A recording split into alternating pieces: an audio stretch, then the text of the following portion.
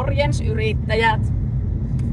Onhan sulla sun nettisivuilla ja somekanavissa yhteystiedot sellaisessa muodossa, että ne pystyy helposti puhelimella surffaillessaan kopioimaan ja liittämään esimerkiksi puhelinmuistion sinne osoitekenttään, kun sä haluat soittaa sen kyseisen numeron. Tai kopioida sähköpostiosoiteriville, että voit lähettää sähköpostia. Nimittäin ei ole mitään ärsyttävämpää tai ahdistavampaa kuin se, että siellä on pahimmassa tapauksessa pelkkä kuva siellä nettisivuilla, siis kuvatiedostona ne yhteystiedot, mitä klikkaamalla ei siis tapahdu mitään. Sä joudut hakkeen kynä ja paperi, jos sä haluat soittaa. Tai sitten somejulkaisussa siellä on pahimmillaan jaettuna pelkkä kuva, jossa on kyllä ne yhteystiedot, mutta se vaatisi erinäköisiä ponnisteluja, se kynä ja paperin hakeminen, että sä saat kirjoitettua muistiin ne tärkeät puhelinnumerot sun muut ja pystyt sitten ottamaan yhteyttä siihen yrittäjän tai laittaa ilmoittautumisen johonkin tapahtumaan tai muuta. Mä väitän, että on lukemattomia, toteutumattomia kauppoja ja palveluiden käyttämättä jättämisiä sen takia, että nämä yhteystiedot ei ole helposti saatavilla, eli ne on joko siinä kuvana tai niitä ei pahimmassa tapauksessa ole ollenkaan.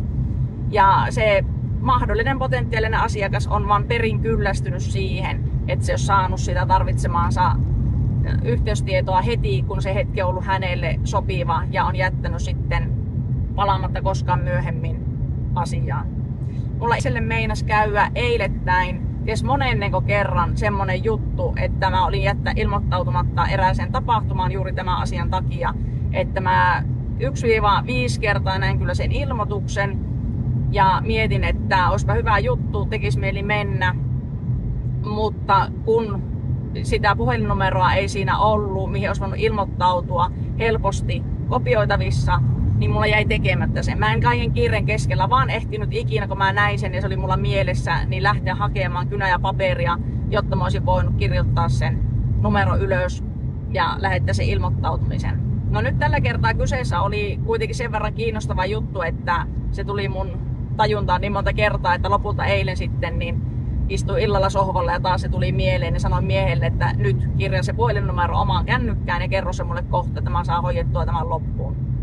Mutta ei nykypäivänä niin sais enää käydä tämmöisiä kämmejä yrittäjille, jos halutaan saada kauppaa. Se on aika pelottava ajatus, että sulla on se potentiaalinen oikeasti sun palveluista kiinnostunut asiakas siellä sun somesivuilla tai nettisivuilla ja se jättää yhteydenoton tekemättä sen takia, että se joko ärsyntyy siitä, että se on niin vaivalloista se yhteydenotto, tai sitten jos ei ärsynny, niin se jää vaan sitten unohtuu ja jää muiden kiireiden ja asioiden jalkoihin se asian hoitaminen, kun sitä ei pysty tekemään juuri sillä hetkellä, kun se hetki olisi itselle sopiva. Ymmärrän hyvin sen, että tämä asia ei tule mieleen.